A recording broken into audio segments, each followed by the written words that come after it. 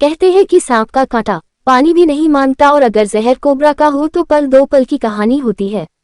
कुछ साल पहले की बात है। छत्तीसगढ़ के मेरुगढ़ का रहने वाला मानसिंह रोजाना की तरह अपने खेत में काम कर रहा था, लेकिन उसे क्या पता था कि उसी खेत में मौत बनकर एक कोबरा वहां घूम रहा था। काम की बेध्यानी में उसका हाथ कोबरा को छू गया और कोबरा ने उसे डंस लिया। डंस कर जाते कोबरा को देखकर मानसिंह को अपनी जिंदगी दूर जाती दिखाई दी।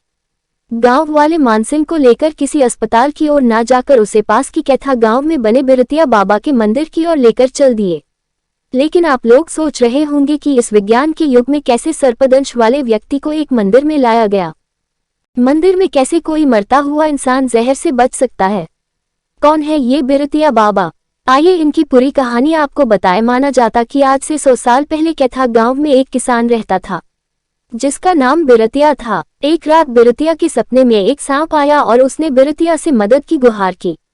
सांप ने उसे पास के खेत में आकर उसके गले में फंसे हड्डी के टुकड़े को निकालने को कहा। घबराकर बिरतिया सपने से उठ बैठा और उसके कुछ भी समझ नहीं आया। उसके कदम खेत की ओर चल दिए और वहां बिरतिया ने दर्द से तड़पते सांप को देखा। बिरतिया ने सांप को दर्द मुक्त कर दिया और खुश होकर सांप ने बिरतिया को नाग मंदिर बनवाने को कहा, जहां बिरतिया के नाम की जय जयकार होगी। कहते कि सब कुछ वैसा ही हुआ और कैथा का ये नाग मंदिर बिरतिया बाबा की जय जयकार से गूंजता है। तो ये थी बिरतिया बाबा की कहानी। सर्पदंश से पीड़ित मानसिंह भी इसी आस्था के साथ बिरतिया बाबा के मंदिर में पहुंचा। मानसिंह को मंदिर में लेटाकर पर्दा बंद कर दिया गया। उसके बाद बाहर खड़े लोग बिरतिया बाबा की जय बोलते हैं। माना जाता कि जयकारा जितना तेज होता है मरीज उतना ही जल्दी ठीक भी हो जाता है। और कुछ ही देर बाद सर्पदंश से पीड़ित स्वस्थ होकर अपने पैरों से मंदिर के बाहर आया।